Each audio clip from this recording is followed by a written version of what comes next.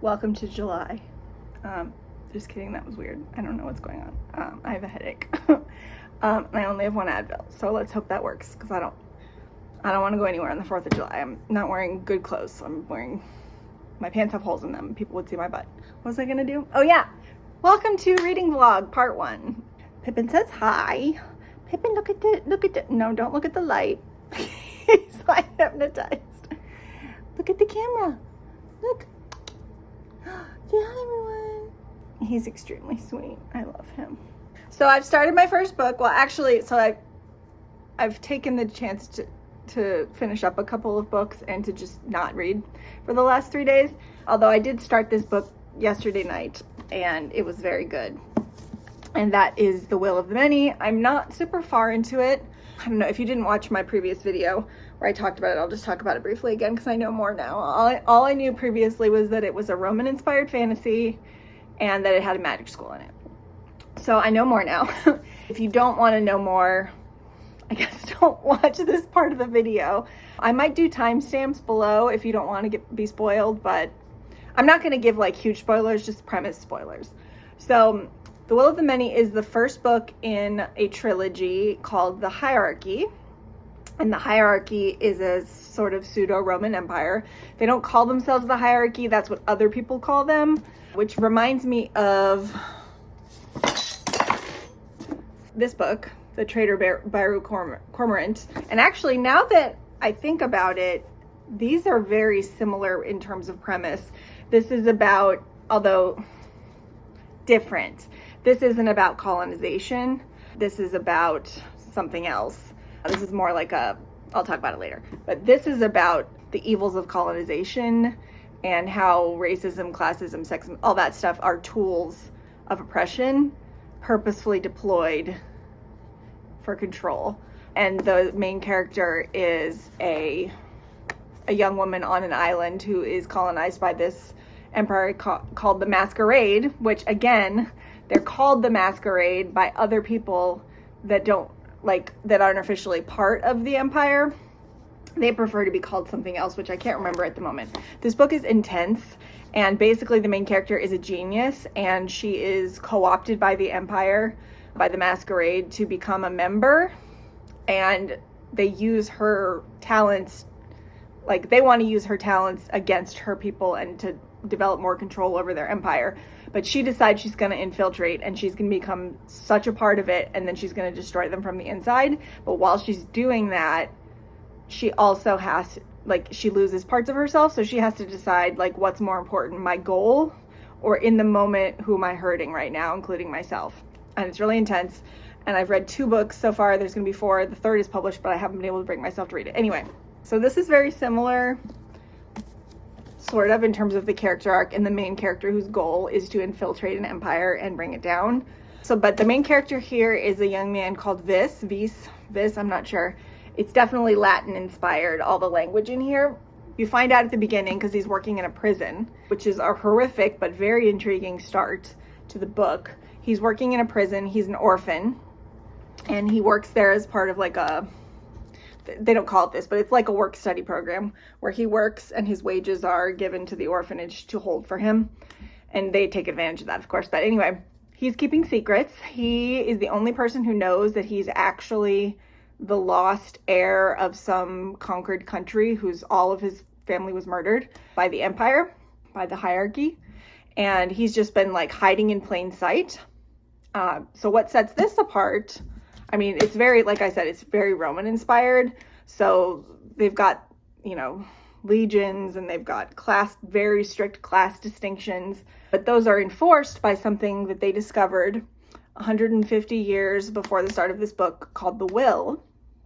And the Will this is what I like about fantasy, because the Will takes something that is happening in real life, that reflects real life, which is the use of power to oppress people, and makes it literal, and then enhances the motion in the story by doing so. And here, will is something that is ceded by people of lower classes to upper level classes, who then compound their power level by level, and they level up in society according to how many people are ceding their will to them. And there's a little chart at the beginning. You can see this.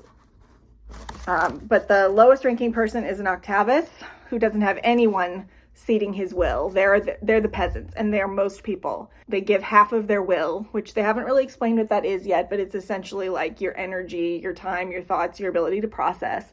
So they're literally like walking around like half people, and it cuts years from their lives, so that people above them in the pyramid, it's a literal pyramid, and they call it that, like you're in a pyramid. All these people are just being oppressed and used up for their resources, literally. And the prison the main character is working in, the prisoners don't just sit in cells. They lay on these devices that sap their will. They're called sappers. So they're just being, it's like the fucking Matrix, basically, in Roman times. So it's pretty gnarly, and it's pretty disgusting the way that it opens, but it like caught my attention right away.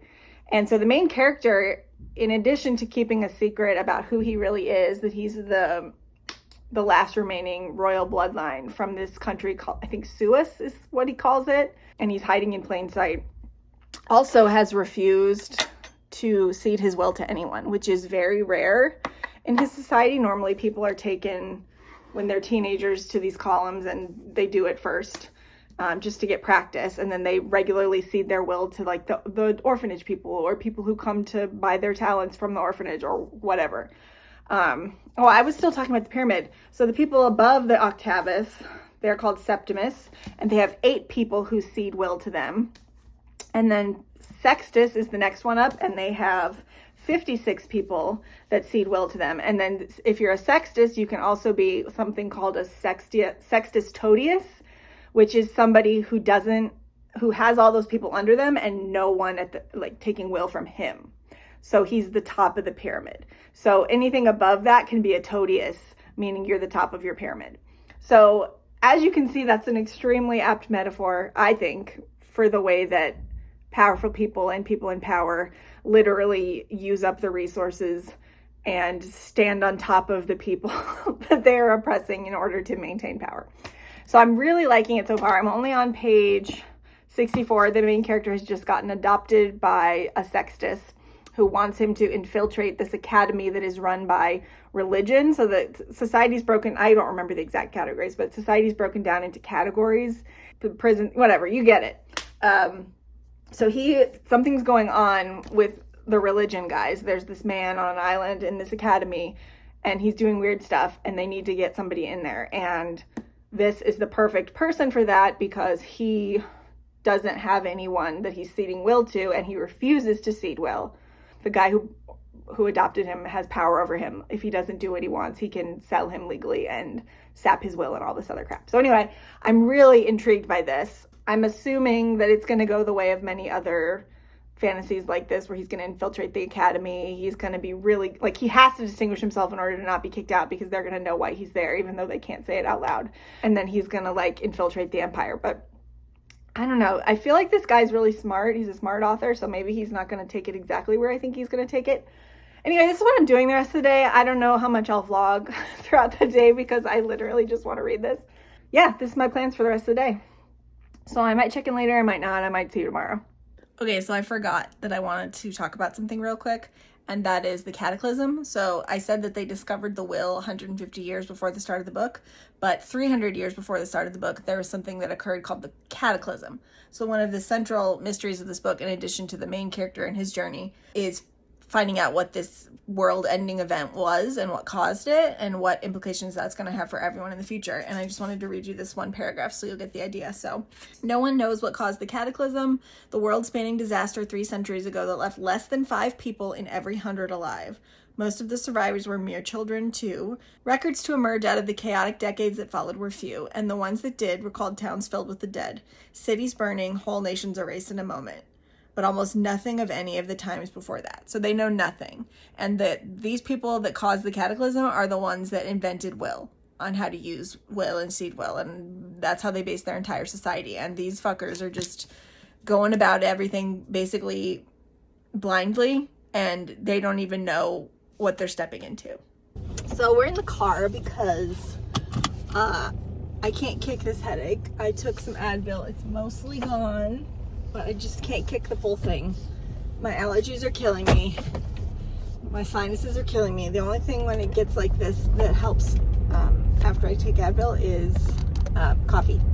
So I don't have any coffee in my house right now because I stopped drinking coffee in the mornings and at night as much, like on occasion, except for when it like a treat or to help kick a headache, because I was having anxiety issues over the pandemic, surprise, and kicking like coffee at least helped. I can't not have tea. I can't not have tea. Another reason I wanted to go get coffee is because I heard about this new secret menu, stupid Starbucks latte that I want to try, and it's called a cookie butter latte, and it sounds intriguing, and I need coffee, so we're gonna do it. It's so the full cookie butter latte sounds way too intense for me. I can't. It's too sweet. I always get about half the sweetener whenever I get drinks from Starbucks anyway, because they're too sweet for me. Sometimes even like a quarter of the sweetener, which is weird. My younger self would be like, what the fuck? My younger self would also like dip a spoon into it, like a thing of sugar and just eat a spoonful of sugar. So my younger self was an idiot, but still, she would be like, what's happening? Anyway, so here's what it is. It's a chai, an iced chai. I suppose you could get it hot, but I don't know if it would taste the same. So it's an iced chai. I got 2 pumps chai, which is what I normally get anyway in a grande. And then you're supposed to get oat milk. Apparently it doesn't taste the same without oat milk. And I get oat milk anyway, so that's fine. And then 2 pumps of the brown sugar syrup. Again, it's more than that in the real recipe. And then the last thing is a shot of the blonde espresso, not the other one, the blonde.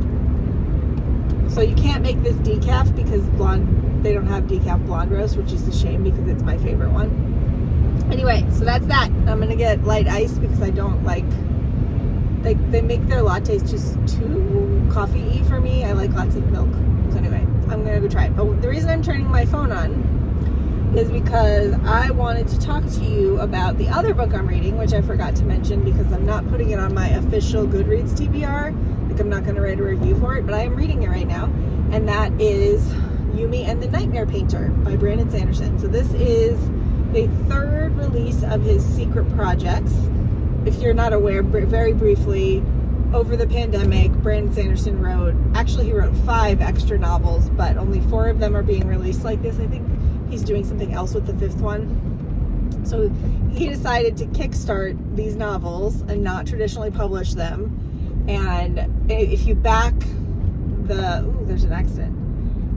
If you backed the Kickstarter, then depending on what level you get copies of these books 3 months early before everyone else does when they're traditionally published.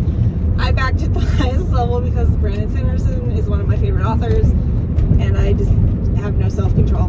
But you get these like beautiful leather-bound editions with like color illustrations on the inside, and then you get once a month you get a box full of bookish / Sanderson goodies, and it's been great fun. They drop on the 1st of the month quarterly, so January, April, and now July. And I am listening to this book on audio because I don't like ebooks, although I am scrolling through the ebook to look at the pictures, but I can't read on an ebook with fantasy. It's just, I can't do it. The book is not coming till later this month, sadly. But anyway, long story short, I'm not actually talking about the book. Secret Project number 3 is about, it takes place in his Cosmere, which is his version of a shared universe like the MCU. The premise is that there are these 2 characters, one on 2 separate planets in the same solar system, but they don't know that to start with. And I'm not going to say too much about it, but it is so much fun.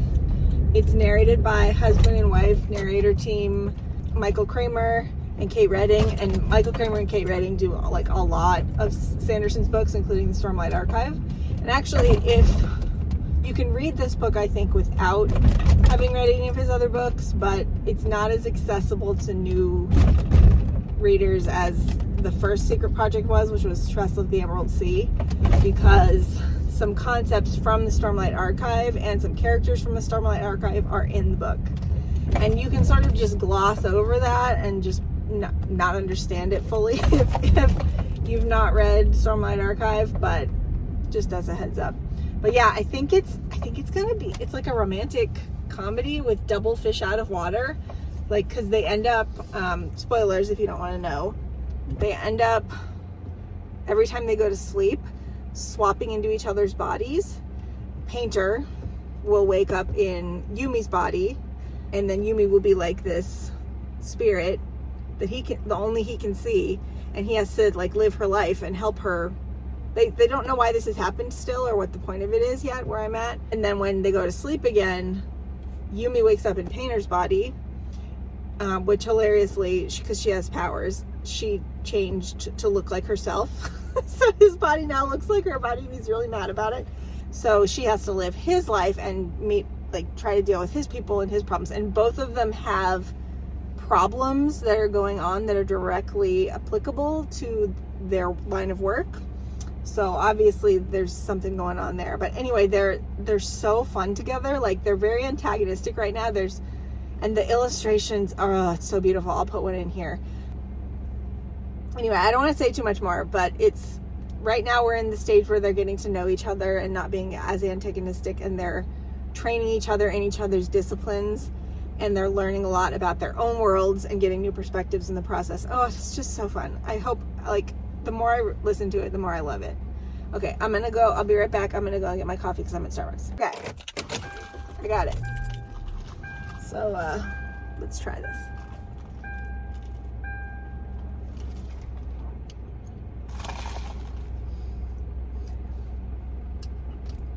It's very good. Does it taste like cookie butter?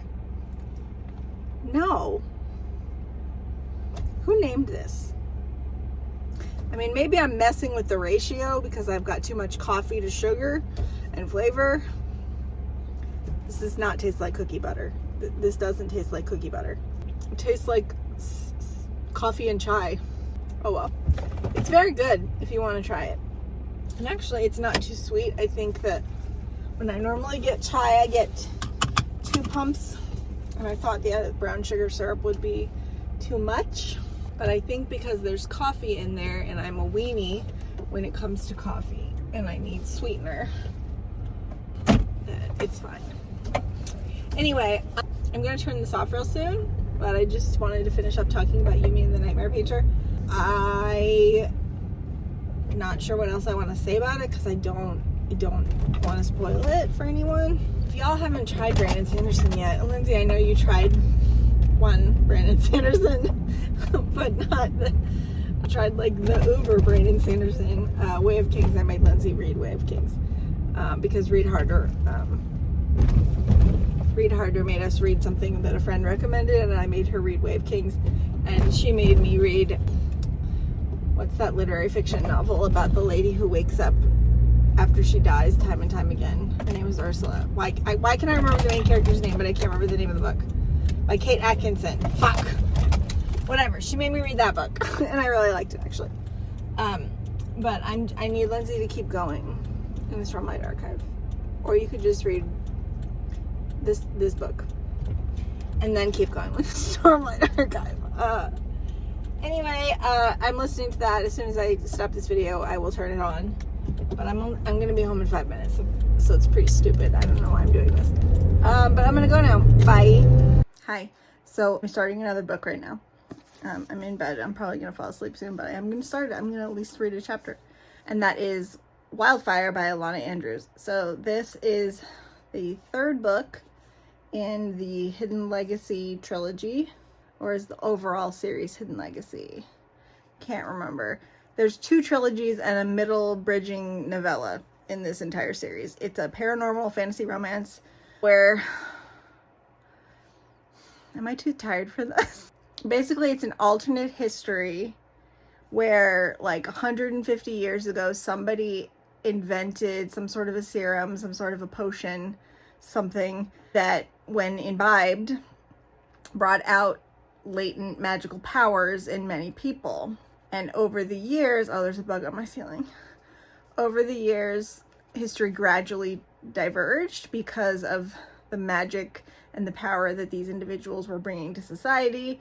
And as this takes place, society has basically evolved so that certain families have concentrated power in magic, and they basically rule even when there's like other governments and stuff in place. And actually, one of the things I like about this series so much is the world building is so fun. Normally in a lot of fantasy romance, you don't get a lot of like world building or plot. It's mostly just an excuse for sex and the romance and the schmoopsiness, which if that's all you want to do, just do that. You know what I mean? But if you're going to have like nods to other stuff, you got to do it right. And the Andrews do it right. So this is the third book in this first trilogy.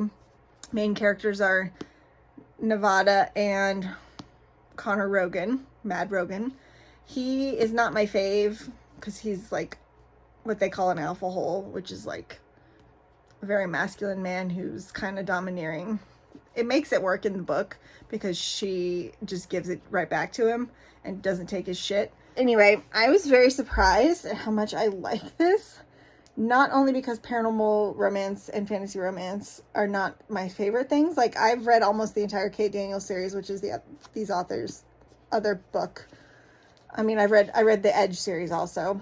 But I felt similarly to the Edge as I do to Kate Daniels, which is, this is fun. I like it a lot. But then I move on emotionally. These I have not been able to stop thinking about. I was so surprised by how much I like them.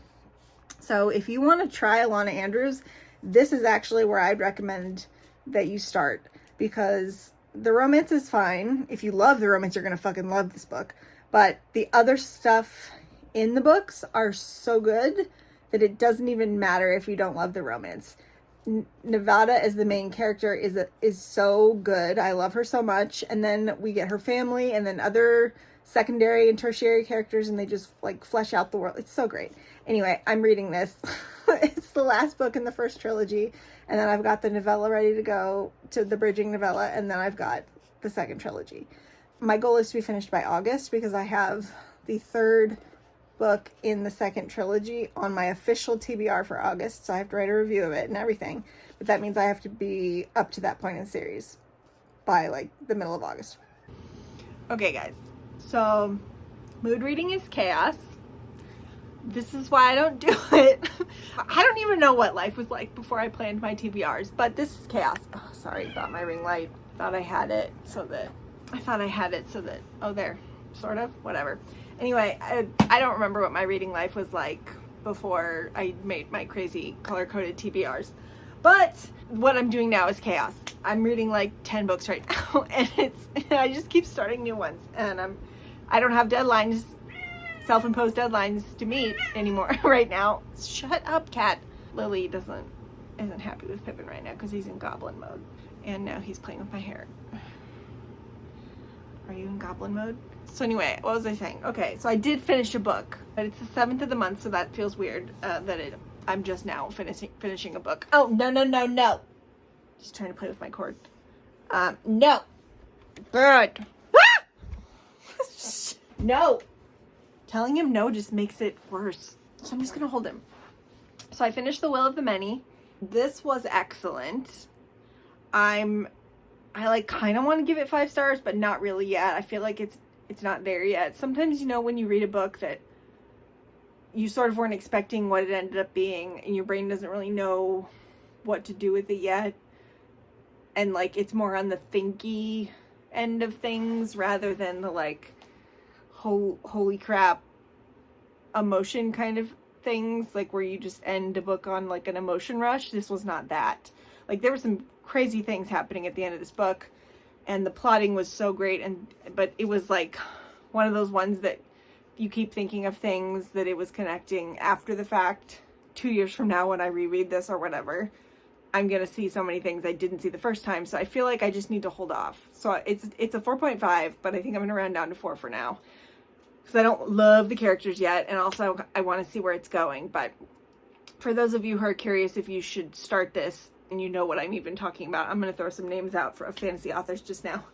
So this book is like what you would get if you combined the world building and plotting skills of Brandon Sanderson with the intricate magic school hardness, intricate levels of magic school hardness of The Name of the Wind, with the social class commentary and not revolutionary spirit, because this book isn't there yet, but sort of like that critique of Red Rising.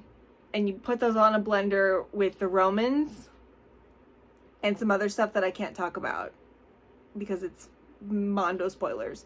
This book is what you would get. This is like just like the opening salvo though. I don't know if it's going to be a trilogy or 4 books or 5 books or what, but the scope of the next book is like, this ending was clearly expanding it's expanding its scope in the next book, which is called The Strength of the Few as of right now. This is worth your time if you're interested in fantasy. And actually the fantasy element of this until the end was pretty low. I mean, there's the standard, like the undercurrent running throughout it where people cede their will to people of power. But even in the magic school element, the focus isn't on learning. You don't learn the magic with them. I don't understand how ceding will works. I don't know what any of the terms they talk about in here mean. What the focus for the reader and what James Islington or Islington or however the fuck you say it, wants you to focus on is the political relationships between the characters, who's hiding what, who's telling the truth, what secrets are being kept, what's going on behind the surface, alliances between students, factions versus factions, teachers playing favorites, that kind of stuff. That was great. So if you like those elements of a magic school, this is the book for you.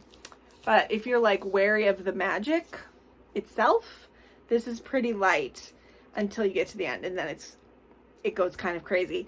But by then you're hooked. So anyway, I recommend this. 4.5 stars. I will eagerly be picking up the second book. You know, here's where the chaos comes in.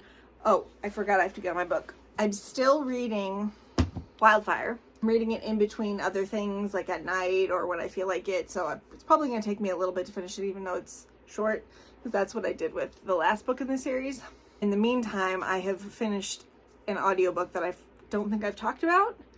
Well, no, I finished, oh shit, sorry, I did finish another book. I finished You Mean the Nightmare Painter. It was so good, 5 stars. You could read it as a standalone. If you are interested though in reading Brandon Sanderson in the future, I would not read it first, unless you want to see, unless the plot of this one really significantly calls to you. I would read other stuff first, just so you can get the maximum amount of enjoyment out of this one. Unless you're a rereader, and then who cares? Read them in whatever order you want, because you're eventually going to get around to it again and see the stuff you missed. Why am I out of breath? So yeah, I finished that. And then after I finished that, I started The True Love Experiment. Have not talked about that at all, because I just got it in from the library and then started it immediately. I finished it this afternoon while I was at work, because I listen to audiobooks at work while I'm doing non-communicative things. I liked it. I don't want to go like too deep into it, because I feel like with a romance, you either gel with it or you don't. And I was really gelling with it at first, and then there was like a shift, and then I stopped gelling with it. And at that point, you just get nitpicky.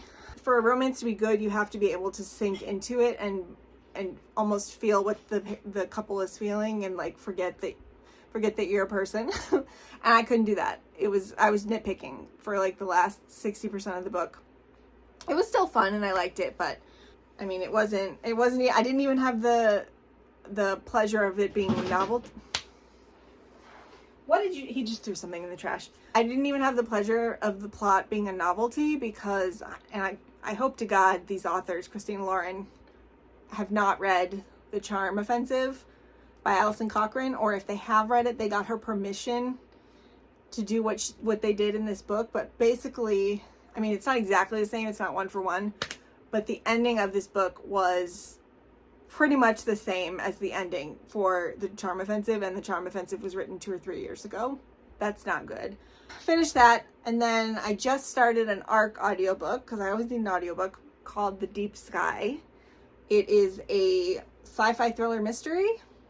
I think that they're on a colony ship to another planet. They're fleeing Earth, and then there's like an explosion, and I think our main character is implicated, and she has to solve the mystery of what's going on in the ship. It's out on July 17th or 18th. I can't remember. I think the 18th, and I need to finish it before then, because I've been really bad about my ARC feedback lately. I'm in the middle of 2 other ARCs that I should have finished respectively 2 months ago and last week, and have not done so because they're ebooks, and I don't know why I keep requesting ebooks, because I never finish them on time, because I don't like ebooks. You give me an audio ARC, I'll finish it immediately, but you give me an ebook and I'm gonna struggle. So I need to stop requesting them. But anyway, okay, so my actual books that I'm reading right now, so I've got 2. The Curse of Saints by Kate Dramis. So this is one I really haven't heard anything about from anybody that I trust. There are reviews on Goodreads for it, but nobody that I can like calibrate my own reaction off of. Like, you know how there's people on Goodreads where you can just read their reviews and get a feeling for whether or not the chances you're gonna like something are. I don't have that for this. But look at this cover. Oh my God, Pippin! I'm gonna lock you in the bathroom. I'm gonna lock him in the bathroom. This is came in my adult Fairy Loot box in May, I think. Or was it April? I don't know. It was one of these months. And it's very pretty. This edition, it's a complete recover. Like the British edition and the American edition are both pretty unremarkable. This is so pretty. I'm so obsessed with it. Look at these edges. So I really want to like it because this book is so pretty. Oh my God, you guys, look at that. It's like they outdid themselves on this edition, and I want to love it so bad. I'm not sure what it's about. It's about, I think, some sort of a bodyguard or like a queen or some person. I don't know what she is exactly, but she discovers she has these really dangerous magical powers, and she has to team up with this guy to help her control them, and I'm pretty sure it's a romance. That's all I know, and it is adult fantasy, so we'll see. I'm like 60-40 on liking the Fairy Loot adult picks. It's been over a year now, so I should like tally that up and see how good they are at picking books that I'll like. But, you know, I'm reading this one right now. It's like 450 pages, but the font is so much bigger than the book that I was just reading. I'll probably read it in half the time. I'll be able to read this pretty quick, I think, unless it sucks. But I'm DNFing now, so I'm not gonna get slumpy on it. I'm not gonna get hung up on it. This is happening. Summerween actually starts today. I'm once again regretting the fact that I did not buy a Summerween t-shirt.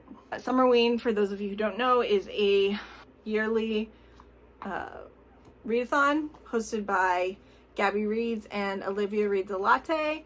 And for 2 years now, I've been watching people make these fun Summerween TBRs where they read horror mystery thrillers in summer and bring Halloween to the summer. It's a 7-day readathon. I'm gonna try and hit all the challenges. These are the prompts, and one of them is to read a novella. So I pulled this one off the shelves. It's very short.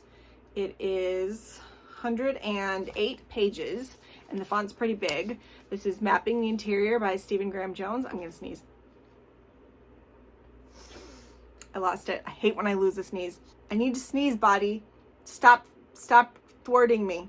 This book is apparently about a teenage boy who has moved off. He's native, and he's moved off the reservation with his mother after his father died. I'm not sure how yet. And one day he's home alone when he thinks he sees a man who looks very much like his father walking in his house, like towards the back of his house, and he finds that the house is bigger than they previously thought, and obviously something spooky is going on. So he goes into the house, and then weird things, I think, start happening, scary things.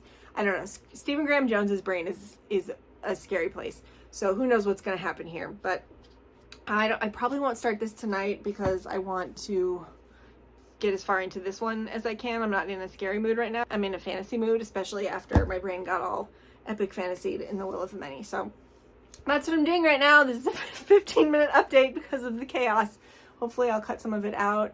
Most of it me yelling at Pippin, which I feel like is going to be a recurring theme in my vlogs going forward because I've acquired a demon for a cat. I've never been bitten or scratched so many times by an animal in my life. And he doesn't mean to hurt me, but it hurts. Like, I know people say kittens are bitey and they play with their claws, but I feel like none of these people have met Pippin. Like, imagine a normal cat's scratchy and bitiness. Like, I've had kittens before and I've had scratched up hands before, but then like multiply that times 20 and that's Pippin's level of energy. I'm gonna go wash my face and get ready for bed now and start my book. And hopefully this weekend my goal, besides reading Summerween stuff, and I'm not sure what I'm reading next for that, my goal is to try and knock off some books that have been hanging on my currently reading for months now. And I want to finish this and this. And the audiobook that I'm reading, I want to finish that. And so I can start a new audiobook on Monday. I don't even remember what I just said.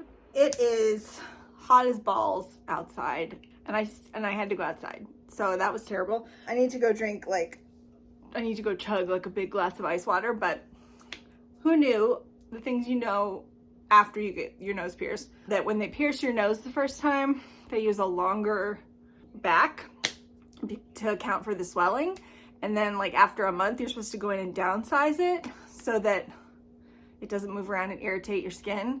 The swelling's gone down, and I had to get that done today. And then my piercing place is right next door to Antigone Books, which is a local Tucson bookstore. And I went in and I have some books, and it was a mistake, but also these books look awesome. So I'm gonna do a quick book haul. But first I do want to talk about The Deep Sky, which I am 27% into. It is extremely listenable. So if you're curious about it, the audio is pretty good. So something about the crew on this ship, they all have uteruses. So they're not all women, but they all have uteruses because one of the requirements for this transgalactic colony program, oh, sorry, buddy, is that you have to be able to give birth while on board so you can repopulate the human race. I'm really liking it. I'm not sure. I'm having a good time listening to it. I'm not sure how I'm going to feel about it ultimately. I guess that depends on what happens in the plot, but I like the main character. I like the narrator. The only thing I'm not loving is that there's quite a bit of flashbacks, and I don't historically love flashbacks for some reason. Maybe that's like a recent thing. I used to love them. I don't know. I just want to be in the main narrative. Maybe they're just not done very well. Maybe, I don't know what the deal is. Maybe it's because it's a crumbling earth, you know, like, and I don't like to read about that. But then I love Project Hail Mary. So I don't know. Who knows? But it's going well so far. So I'll update you when I finish it. Okay, so the 4 books that I bought. So the first one, which I'm really glad that I found it because I just put this on my TBR, is If Found, Return to Pippin. He just put my entire big toe in his mouth. Just stop. I'm gonna start cutting this out because you guys are gonna get sick of it. So this is If Found, Return to Hell by M.X. Liu.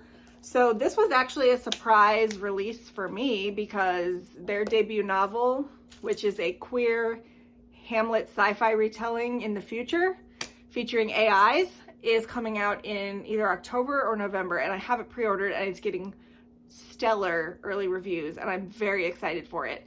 But I happened to see KJ Charles read and review this, and I was like, oh, when's that out? Because she gets lots of arcs and stuff. And it was already out. So I put it on my TBR, and then when I went to Antigone, I found it, and so I had to buy it. So this is looks like a comedic horror fantasy. So the back of the book says, being an intern at a wizarding firm sounds magical on the page, but in practice mostly means getting yelled at by senior mages and angry clients who've been turned into platypuses. So when Journeyman Wen receives a frantic call from a young man who's awoken to a talisman on his bedroom wall and no memory of how it got there, they jump at the chance to escape call center duty and actually help someone for once. But the case ends up being more complicated than Wen could ever have anticipated. Their client has been possessed by a demon prince from hell, and he's not interested in leaving. I don't know, it just sounds really appealing, and it's a novella. It's super short. It is 150 pages. So I will probably get to this really soon because it sounds like just a short good time. Now these ones I've had on my TBR for longer. So I found this one on one of the display tables and I just picked it up because I have to read it by the end of the year. And that's Her Body and Other Parties by Carmen Maria Machado. This is one of my read harder books. I do not remember the prompt. Maybe I'll put it here when I'm editing videos. Good job, future Ashley. But this is a collection of, this is her first book, and this is a collection of short stories, which is not historically my fave. I think the prompt was the short story prompt though, I'm not positive, but there's a reason I picked it. And I don't remember exactly why I picked it, but I've read her memoir, which was extremely creative and very well written. So that was a plus. And I've read several introductions she's done now in other books, like in Carmilla and in this nonfiction historical witch book that I just read for one of my book clubs. And then the real kicker is that she wrote a story for one of Amazon's, series of themed short story collections by famous authors. And I don't remember the name of the story. I'll put it here. But it was a very good time and I really liked it. And I'm not a huge short story person, but this is one of my favorites in the collection. So I feel like she's good at short stories. So I'm excited to get to this. I'll probably get to it sometime in November. Let's see if I actually finish Read Harder this year. I did not finish it last year or the year before. Have I ever finished it? I think once. Next one up, this one is actually a recent add-on to my TBR as well, because I saw somebody that I follow give it 5 stars, and then I read the premise because that intrigued me, because this person historically does not give 5 stars to many books, and in fact I usually find myself arguing with them in my head. Book sounded awesome, so I had to get it, and that is Charlotte Iles Is Not a Detective. So this is, I think it's a sort of cozy mystery-ish, but the premise sounds so intriguing. Hey, leave her alone. She doesn't like you. So this is about a woman who was a famous child detective. She has not solved cases in decades or a decade, or it's a really long time. She's an adult now. And she has to live with the consequences. I'm just going to keep talking because this could keep going. She has to live with the consequences of her childhood as a prodigy detective who solved crimes. I don't know exactly what kind of crimes she solved. I don't want to be super spoiled about it. But now she's back into the solving crime business. Something pulls her back in. And that just sounds like a really good time. And apparently it's queer, and I'm just really interested to see if I like this, because there's been a handful of like cozy mysteries that I've liked, and they're usually ones that are a little bit out of the box, and this sounds like it could be that. And the last book I got was actually in their markdown section. It was half off, so I've been on the fence about it, but it was half off, so I had to buy it, and that is Emma Straub's This Time Tomorrow. So I haven't read any of this author's books, but apparently she is the daughter of Peter Straub, who is a pretty well-known fantasy and horror author who was very popular in the 80s and 90s, and he co-wrote books with Stephen King and a bunch of other stuff. I actually just bought one of the books that he co-wrote with Stephen King. Found it at Bookman's last weekend. But yeah, this is a time travel story, I think, about a woman who goes back in time to spend time with her father as an adult, because he's now passed away in her time. And she goes back in time to do that. And that's all I know. But that sounds it's gotten good reviews from people who I usually trust, even though I don't normally like general fiction. But this has a time travel twist, so I don't know why I was ignoring it, because I love time travel. And daddy stuff gets me. I guess I'll be reading this. Anyway, that's my update. By the way, it's only July 8th, and this is a 10-minute long clip, and I'm pretty sure I already have like 40 minutes of footage, and it's only July 8th. And we have to make it to July 15th, so I'll try to be more economical in the future. Just having a peaceful afternoon on my bed with the window. I'm losing light, so I'm gonna have to shut it real quick, but I got the kitty and the other one's in there, but he was sleeping right there. But I have some bad news, which is why I turned the camera on. This book is not it. I might have to DNF. Like, I jinxed myself. So, on page 47, the very first sentence was promising. So I was like, yes, I can do this. Let me read it to you. So, it is, between the blood on her hands and the beer on her cloak, it was shaping up to be a horrible evening. That is a good first sentence. You immediately get a feel for this character, whose name is Aya, by the way. And you're like, okay, so she's a brawler. She's a badass. She's got a mission. She's got a duty. That's good. But then it just immediately, like, I've been reading for 47 pages. And I mean, first of all, I got one chapter in last night and I conked out. So that's never good. Because the beginning of a book should catch you. I don't even know what's happening. Because I cannot pay attention to this book. This is the kind of book that makes me want to go find, first of all, the people at Fairy Loot who decided this was a good pick. They pick books. They curate books for a living. You guys read a lot. You should know better. Like, this is not good. And then who published it and who edited it? It breaks one of the key rules of writing, which you can break. I mean, you can break rules. Writing rules they should not ever be fast and hard. But there's a reason that most of them exist. And the rule that I'm talking about is show not tell. And that is an extremely important rule. And people take that to mean you can't ever have telling in a book, but that's not what show not tell means. Show not tell is exactly why this book isn't working, because this book is all tell, no show. Like, it's not even info dumping, because it's just little thing after little thing. It's like mini info dumps constantly. Everything is being told to me. I have no idea. My eyes are just glazing over as countries and trades and all these like terminology is being named, but there's nothing for me to hold on to emotionally. Like, there was one scene, because she didn't tell. Oh my God, guys, I'm talking. There was one scene so far that actually was like, oh, maybe I'll like this. And I was like, okay, I was just being pessimistic. And it was because she actually like showed the scene. She like had a mini little flashback and showed a scene that was really important. I mean, it was like half a page. It could have been much longer, and it should have been much longer. And if I was editing this book, I would have told the author, no, you need to make this into a full prologue, and this should open the book. And we should be in the scene, not just having a mini flashback in the middle of another scene. But anyway, that one moment just clarified for me that why this book isn't working, and it's because I have no way in emotionally. She just is doing things, and we're hearing things about other things and the war and all these countries that mean nothing to me. You got to tell a story, and part of storytelling is hooking your reader's emotions and introducing things at the right pace to create the appropriate amount of tension. I have just been thrown in, but not in a way that's intriguing or fun. Seriously, guys, my eyes are glazing over. I mean, it's not that it's even bad. It's just that I'm like, this is not good either. It's a first book. I'm going to give it 50 more pages. But I'm going to cry, because I'm going to have to DNF it probably. So I'll be back in 50 pages.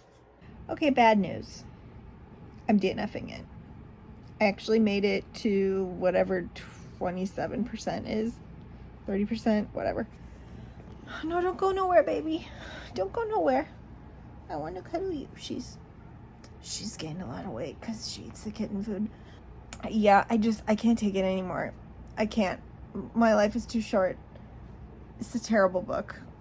I talked about the show don't tell, but like when there is a scene where like the info dumping stops finally, and characters talk to each other, they don't actually say anything. They use oh my God, go away. They use recycled dialogue. I don't know if that's an actual term, but I'm calling it that. And that is when everyone knows when you're reading a book, the characters just say the same things that other characters you've read before have said. And it stopped being fresh 10,000 years ago.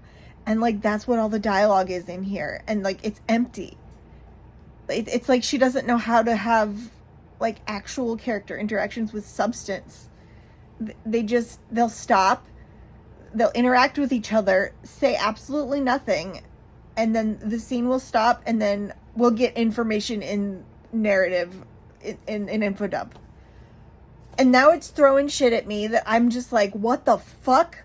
All of a sudden, these characters after 60 pages have bond animals, and she's got a wolf animal. I'm like, what? And then how dare she doesn't even like you're gonna have an animal and there's gonna be a bond and you're just gonna gloss over it and not let me get to know that animal? Like, not, no. And now there's like a battle, and like I just can't take it anymore. I don't know what's going on. I have no clue. I do not care. These characters are not interesting. The dialogue is terrible. The world building is awful. Goodbye, book. I'm so sorry. You're so beautiful. Thing about this, my reaction here, is that I've read, and there exist much more terrible books than this. Okay, I acknowledge this. But there's something about a book like this that really just pushes my buttons. Like, I don't know. I never get mad unless there's something offensive in a book that I give 1 star to and I finish and I just genuinely don't like it, you know? I don't get this mad at that. I get really mad when there's like promise and they just waste it because they don't know what they're doing. And nobody told them to do something different. No, I mean, it's generic. It's such a generic ass fantasy, and it's adult. No, it's not. I mean, I wouldn't even say it's new adult. The characters are 21, the main characters. Like, that's new adult age, but like the way the prose is reading, it feels like, you know what? I'm not going to say it's YA because I've read some YA books that are really beautifully written. This author just doesn't know how to write. This isn't even that special. It's just a bunch of jumbled tropes thrown together, all willy-nilly in no particular order, and I'm not finishing it. And I will not be continuing the series, and I will not be reading any more books from this author. Goodbye. I'm going to go pick out another book. All right, so I have a new book picked out after I just spent about an hour scrolling through Instagram and looking at animal videos, but also Instagram keeps giving me exercise videos for like ab workouts and butt videos, and like makes me feel productive to add those to my little workout exercise collection for the future when I exercise. After that, I went and I got this book, The Last Word by Taylor Adams. And this is perfect because I've been wanting to cut down on my book of the month backlist. I've got like 10 book of the months to read, books of the month to read. Oh shit, it's 8:38. It's bedtime in 22 minutes. Or ish, bedtime-ish. This was one of my book of the months, and I can read it for Summerween because one of the prompts is to read a thriller. So I've got read a novella down, Mapping the Interior, which I'm halfway through, and then I'm going to start this as soon as I go make myself a little late night snack because my dinner was small. I think I'll make cheesy toast. Vegan, gluten-free cheesy toast. Just living it up. Real quick though, checking in with this one. I'm, like I said, I'm halfway through. Stephen Graham Jones is so good. I mean, like, he's just real good. I'll check in more. I'll have more to say later. For sure. But this is really good so far. This is a stupid update. I'm just gonna go wash my face, which will wake me up a little, and then I'm gonna start The Last Word. By the way, this, I almost forgot to tell you because my brain is shutting down for the night. It's going into sleep mode like a computer. This is, if you don't know, this is a book about a girl whose name I don't know yet, who reads a bad book. I think it's a bad horror book. And she goes to Goodreads, la la la la la, and types in like a 1-star review because it's bad. And then the author fixates on her, and I think he starts to come after her, and like bad things happen. And there's a dog involved, but I've been reliably informed that the dog is okay. That the dog is not injured or killed. So, or, you know, like tortured or whatever. So that's good. I needed to know that. And my guess is you do too. But anyway, snack. face wash, read, sleep. Checking in. It is Sunday. I've had a slow start. My apartment is not clean. Oh, look, there's Pippin. Just wanted to say I finished mapping the interior. What I've found the more Stephen Graham Jones that I read is that I'm either going to perfectly gel with the book and lose my mind over it for him, or I'm going to think it's really interesting and engaging, and some stuff isn't going to completely click, or I'm not going to completely understand everything, but overall it's going to be a good experience, and that's this. So I think I'm going to give it 4 stars. So I was a little bit wrong about the synopsis. The blurb makes it sound different than it actually is. So basically, this 12-year-old boy, he's not 15, which is embarrassing because the blurb says 15, he's 12. Get it together tour. So he is a 12-year-old. He and his mother and his little brother, who is developmentally disabled, have just left the reservation because the mom wanted better opportunities for her kids. And there's a lot of indigenous issues going on with this, like there are with every Stephen Graham Jones. But basically, one night he thinks that he sees the shape of his father, who died when he was 4 in a mysterious drowning. They're not sure if he killed himself or if he was killed or if it was an accident. He starts like secretly scheming because he's afraid that if he tells anyone what's happening, his father will go away.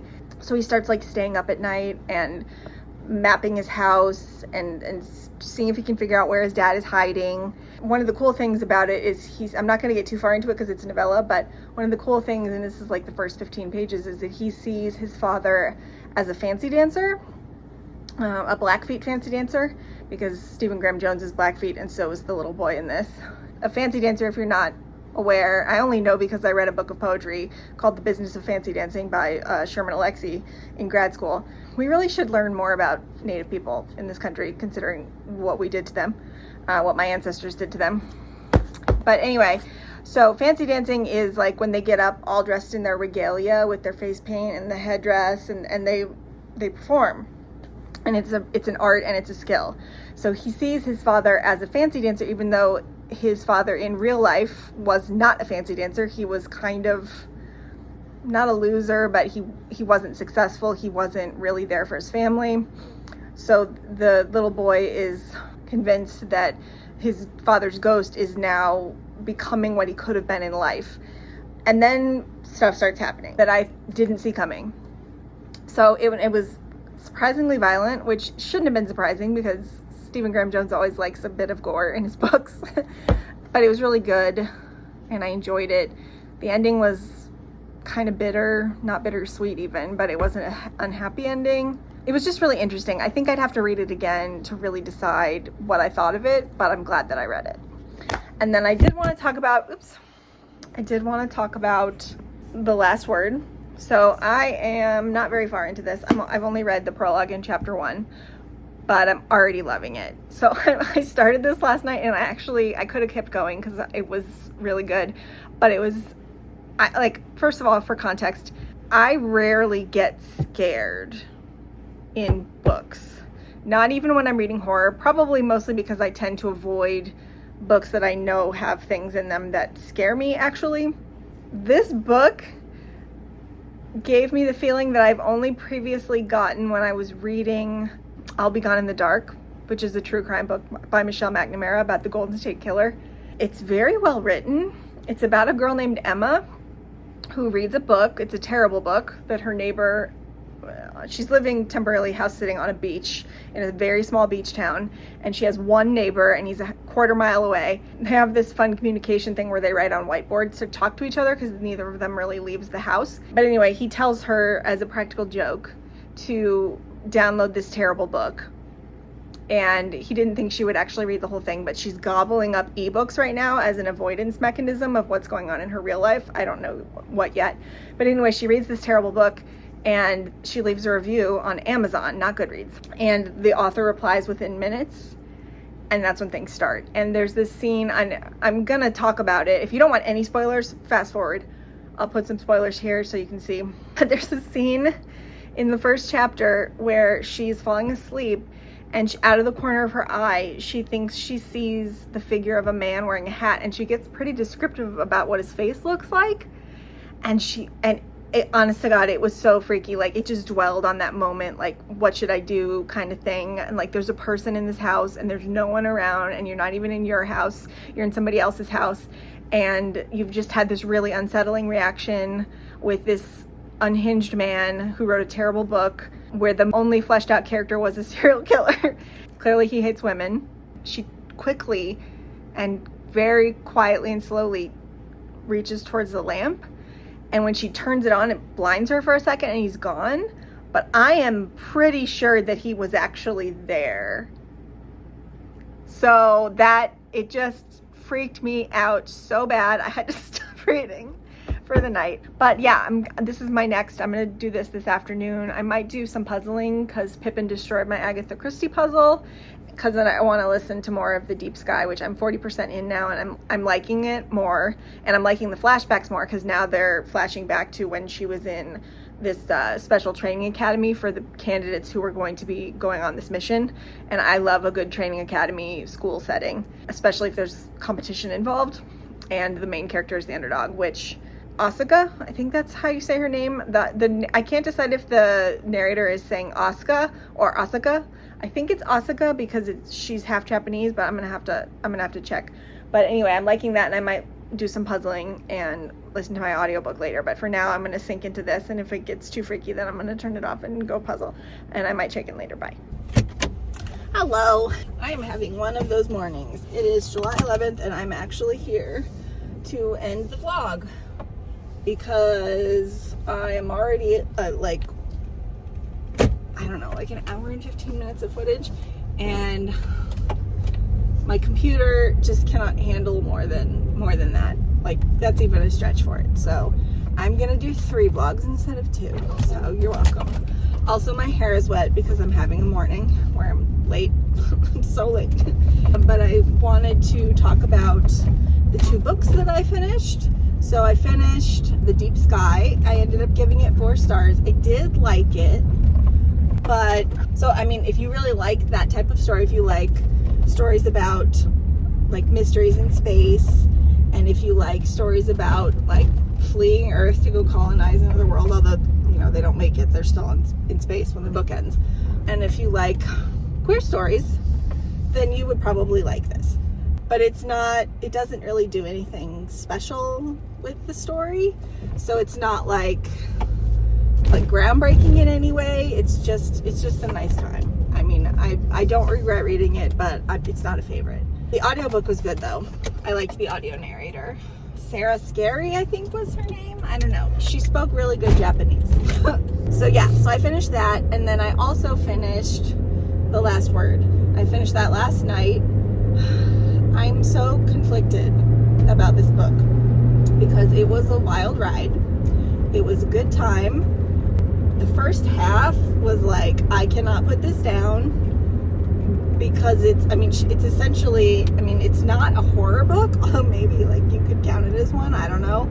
She's in this house, she's by herself, and this guy is trying to break in and kill her. And then you find out other stuff that's even creepier that makes that scenario even creepier. And that part of it was like pretty straightforward. But then it does the thing, like, a thriller doesn't need to have twists. I feel like I'm so conflicted because, like, sometimes thrillers can feel like, oh, this twist only exists because this is a thriller. Maybe I'm just not, like, a huge thriller person, so I don't appreciate it the way that other people appreciate it, because the way I feel about certain romance tropes and certain mystery tropes, I welcome them every time they appear, and I get really defensive when somebody talks about them in a negative way, and I'm like, you just don't understand.